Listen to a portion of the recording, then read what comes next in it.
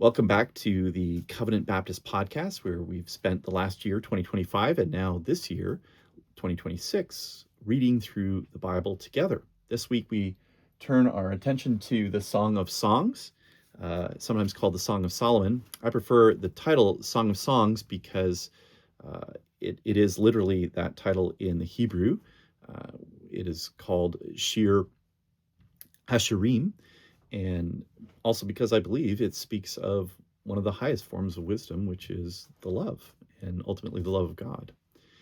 Now, this is an often neglected book or overlooked book, in part because it has a varied history of interpretation. Traditionally, it was interpreted allegorically, because there are very graphic passages of physical love described in this book. Those passages were historically applied allegorically, and the physical descriptions, what allegorical means basically is that the physical descriptions were spiritualized and regarded as symbolic representations of the love between God and Israel, or ultimately looking forward into the context of the New Testament. And as Jesus says, all of it's about him, Christ, and the church. More recently, there has been a revival of more of a literal approach to interpreting it, seeing the book as a beautiful celebration of human sexuality and covenant marriage. And thus, it's often interpreted more literally than analogically. Now, given these two very different approaches to interpretation, one has to be humble and cautious in applying or asserting one view over the other. And I'm especially cautious because I myself have not preached through the book and haven't studied it extensively. But so I'm really humbly happy to have my own understanding of the scriptures grown and shaped as I study them further. Based on what I have read, though, I am attracted to the interpretations of some modern Reform scholars like O. Palmer Robertson and Philip Ryken, who see it kind of as a both and.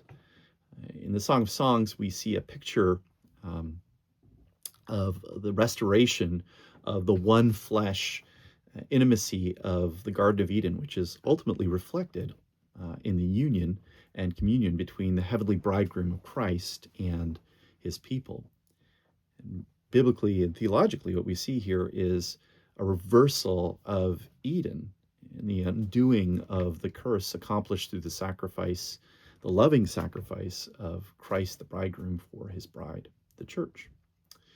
So a simple outline follows the narrative flow of the book here. And again, there is a structure, I believe, not just a collection of poems, although you can also, that has also been one way people have approached it. But you can see the structure partly through a recurring phrase that helps to bind the story together and organize it. The phrase appears 3 times in the book with slight variations. It's along the lines of, do not stir up or awaken love until it pleases. Each time you hear this sort of don't stir up or awaken love, it signals a new movement.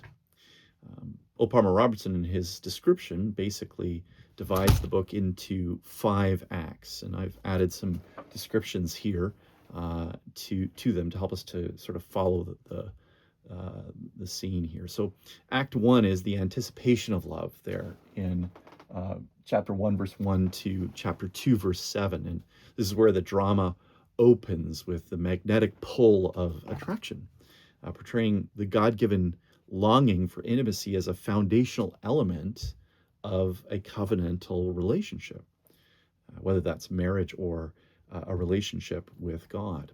Now, in a redemptive historical approach, these sparks of human affection serve as a type or a shadow of the divine initiative, where God's own desire for his people drives the unfolding story of redemption. God seeks out his people, his bride. And then this sort of opening act is followed, secondly, by the second act, the approach of the beloved in chapter 2, verse 8 to 3, verse 5. And this movement captures the springtime of the covenant, where the beloved calls the woman away from her seclusion to join him in the active world. And it introduces kind of a tension of longing and seeking, illustrating that true intimacy requires a responsive heart that is ultimately willing to follow the beloved wherever he leads, which is a picture of the Christian submitting and following the headship of Jesus Christ himself. And then we come to sort of the central peak of the book, this royal wedding, the arrival of the king and the wedding in chapters 3, verse 6 to 5, verse 1. And this is where private love meets public covenant under God's blessing. And again, this is, I think, an affirmation of monogamous marital love. And that's a beautiful thing. The heart of the narrative found in this section is the transition from the open fields to the royal wedding, where again, this is brought together in a public covenant. And this reveals that the security of that lifelong covenant is what allows real intimacy to flourish, just like marriage is the proper context for intimacy.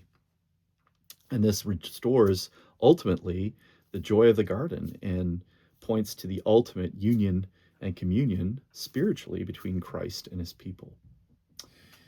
The fourth act, the testing, they're called the testing of love here, is one of the most difficult sections to interpret. And we will discuss this more in our in-person Bible study when we gather together. But it goes into a dark night of conflict and absence where the covenant is tested by the reality of human failure. And it's marked by the bride's hesitation and the bridegroom's absence. And it's a picture of the trial, ultimately, that covenant love must endure and be refined by in a sinful world. And the mystery of these chapters will be something we explore a little bit more. Lastly, we come to the affirmation of love's power. And this is where we have the theological climax, the seal on your heart and the seal on your arm passage, where love is described as being stronger than death. And here we see the first appearance of the covenant name of Yahweh in the context of the flame of the Lord, which reflects his covenant commitment to loving his people. And it's a remarkably beautiful passage that was preached by my own father at my own wedding. And it comprises a powerful demonstration of the character of God and the nature of his love, which we can only hope to echo in our own human marriages and relationships. Well, that's all for this episode of our journey through the Bible together. Join us next time as we look at the gospel in the Old Testament in the book of Isaiah.